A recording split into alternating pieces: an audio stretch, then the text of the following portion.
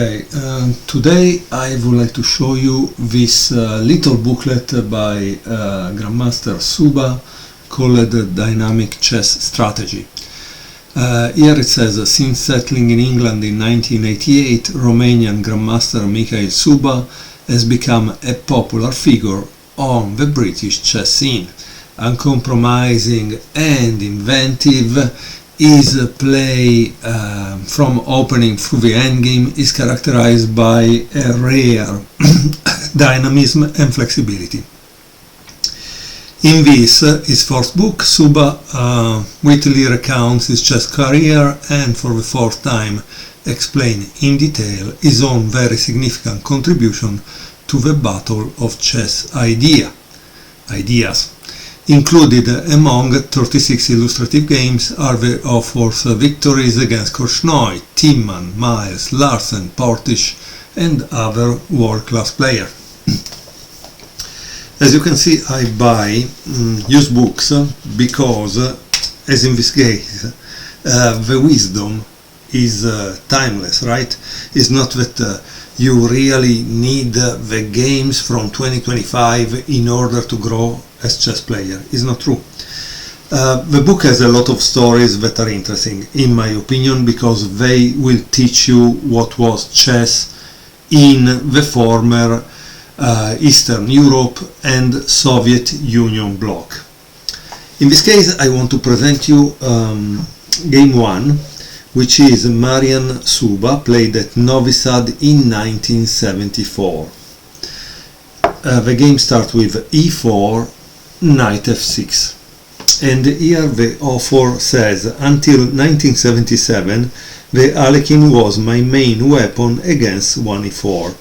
One of the reasons why I use it less and less afterwards was the modest remark of a Bulgarian player after our game. He said, when you play the Alekhine against a weaker player, you just sit there watching his mistake and you still can't win.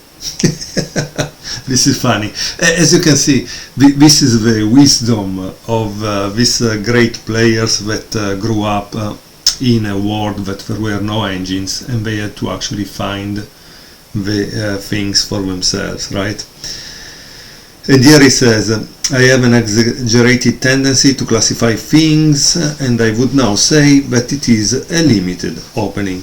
But at the time when the present game was played, many romantic variations lack a definitely conclusion. And meanwhile, one could still fish in troubled water. Okay, so in reality, Grandmaster Albert used the Alekhine for a good part of his life. Maybe one could say it's because he didn't become a world champion. Because I think it's true. Some openings are terrible, like the Sicilian, because they are high maintenance. You need to continue to study them. But there is a point you score there. Instead, with this minor opening, like the Alekhine or the Scandinavian, is not so easy. Knight d5, d4, d6, c4 and knight b6, and now there is f4. Here it says the 4 pawns attack is the consistent way to struggle against Alekhine's defense. The knight f3 is considered safe, and let's see, so it says pushing forward all center pawn requires very precise play from white. Any improper exchanges may ruin the position from the strategic point of view. D takes e5, f takes e5, and bishop f5. So now he developed this bishop, probably the next one is this, right? Knight c3, e6, as you can see, and bishop e3. This was the preferred move order at the time. Some years later, players switched back to knight f3. So they played this later. because they wanted to meet a possible bishop b4 with bishop d3. Okay, so now if you were black, what would you play in this position? As you can see, however, it's kind of simple to answer this question. Why? Because you need to develop the pieces, right? And you just open this.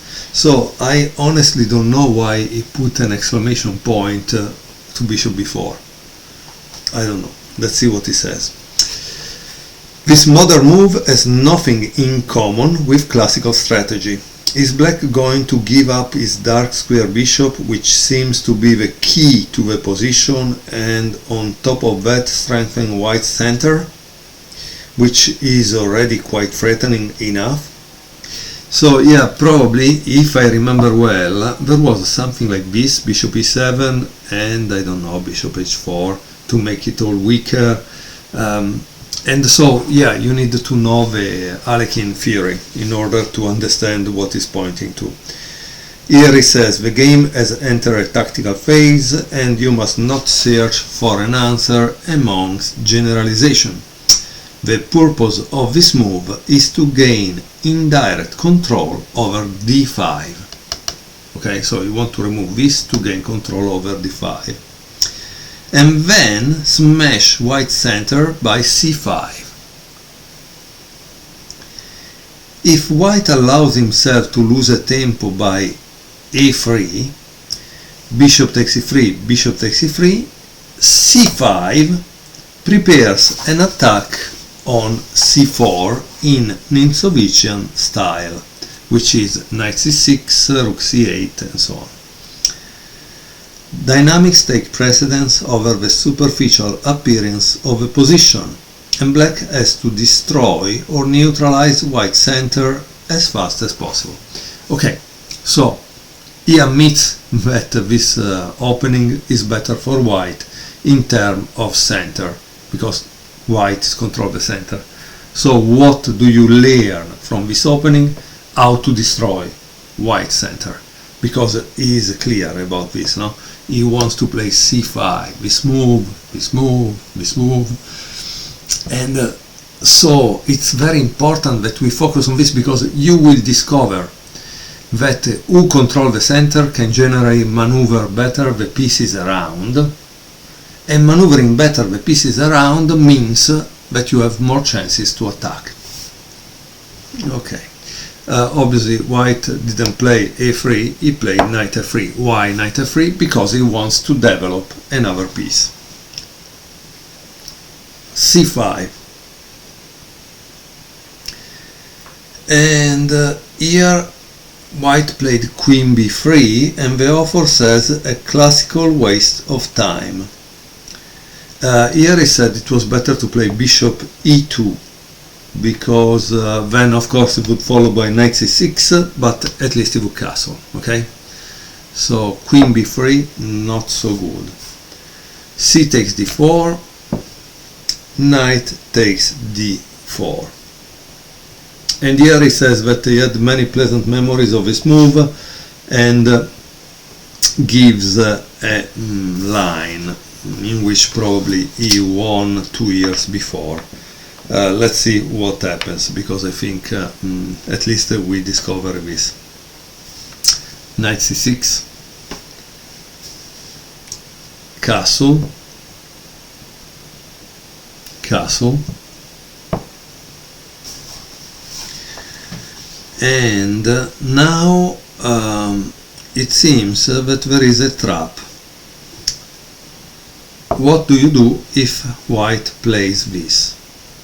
Try to pause the video, because this is kind of very interesting, and I hope you will find it interesting too. So if you pause the video, I will continue now and show you. It's bishop takes e5. Can you imagine? Rook takes d8, rook f takes d8, and then there is knight d1. Why knight d1? Because you want to control this, otherwise it's checkmate. Okay, so he needs to play this, because if black can play this, it's checkmate. Okay, so knight d1, knight b4. Here there is knight e1. As you can see, all the white pieces are going back. e5, e4, rook d7, bishop e2, rook a d8. And here the threat is the following practically. If black would be allowed to play, obviously, he would play rook takes d1, let's say obviously bishop takes d1, then there is bishop e3, and then it's followed by knight a2 checkmate. What does it mean? It means that if you take here, this is game over. Why it's game over? He cannot go here, he cannot go here, and he cannot go here. Okay, so this kind of trap, it must have happened in Chirikuta Suba Romanian Championship 1972, or in any case he said that he had a pleasant game. Now let me go back and return to our game. Okay, we were in this position and we learned that bishop takes d4 and castling on this side, probably not the best thing. Knight takes d4 is a better move. Now, how do you think black continue in this position? Because I remember something from another American national master that made a course on the Alekhine, and I remember that move because I thought it was very strange. The move is queen h4 check. And here it's really beautiful because he says, obviously he played this move that is not so good, and he says the brave queen d2, knight c6 could provide an exception to audaces fortuna juvat. This audaces fortuna juvat is Latin, and you say, wow, the Romanian Grandmaster knew Latin. Yeah, and not only, the phrase means the luck helps those that are bold. Okay, and generally is sometimes a saying we use also in love, right? You must be bold, and then you will be lucky and conquer the girl you want. Okay, so that's the interesting thing of this. He says that another thing, this move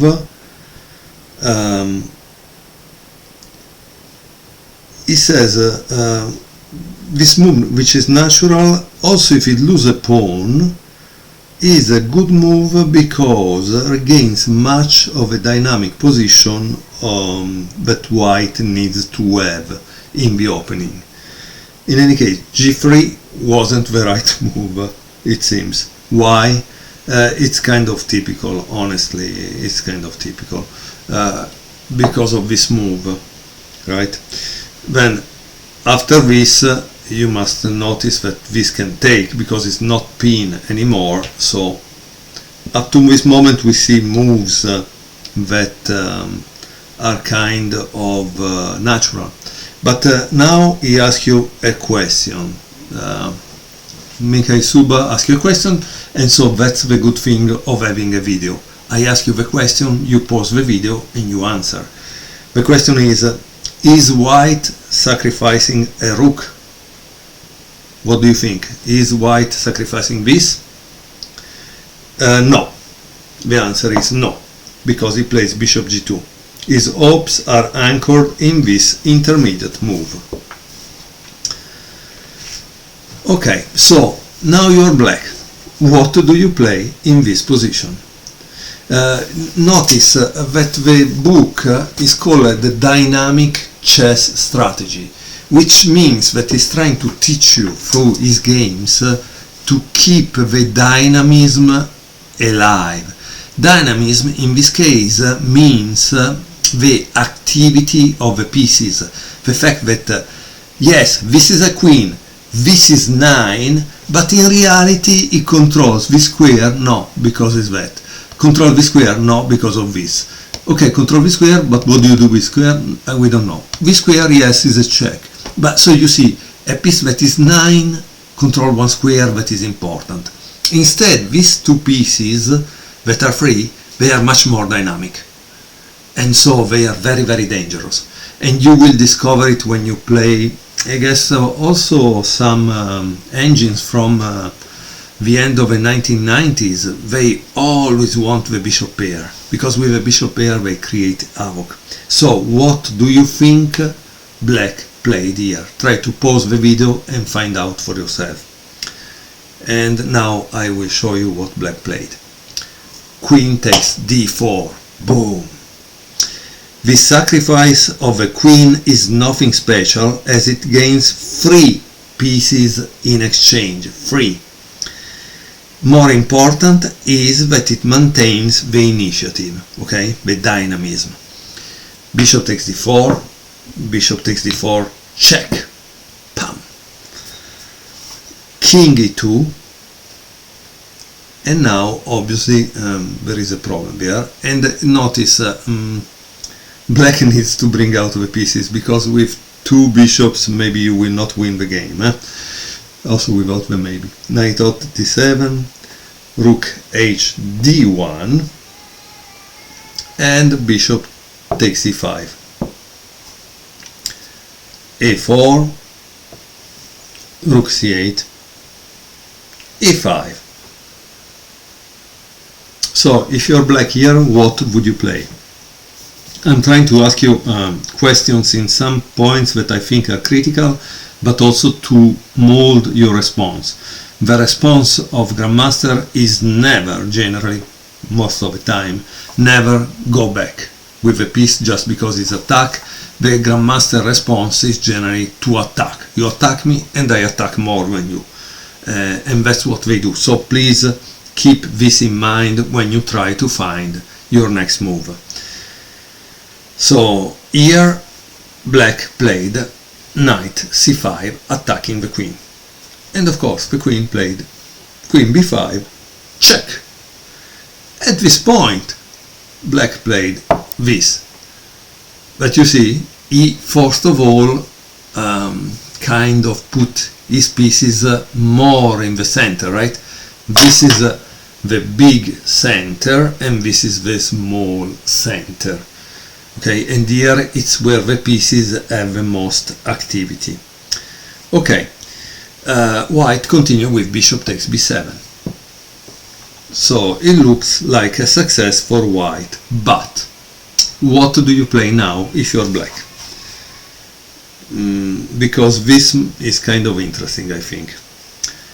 He played a6, and now you must understand, because after bishop takes a6 there is rook b8, and when he plays queen c6 there is bishop e4 and the queen is trapped. Can you see that? So you need to be able to see a couple of moves ahead, which is normal, right? He played queen b4, rook b8, rook takes d7, knight takes d7, king e3, and now can you see the next move by white? Because I think it's kind of interesting. It's clearly, immediately, it must come out in your eyes the fact that this is a combination, right? It's a kind of combination based on this knight that can go here, tack, tack. Try to see what happens, okay? Black played bishop e4. And once you do this, guess what? The move you play is this. Because if it takes, there is check. And this check fork the queen and the king. But I can show it to you in case. Tack, tack, tack, tack. And obviously now black wins because he has one piece more. As you can see, the pawns are the same. Yes, this is a pass pawn, but it will not go forward once white plays this, black plays this or this, and bring the rook there. So I hope you had a nice time watching this game. I think this little booklet, it's really worth his money, partly for the anecdotes and partly for this beautiful game, which show you about dynamism, the activity of the pieces, the importance of having pieces that are very, very active. Thank you for watching.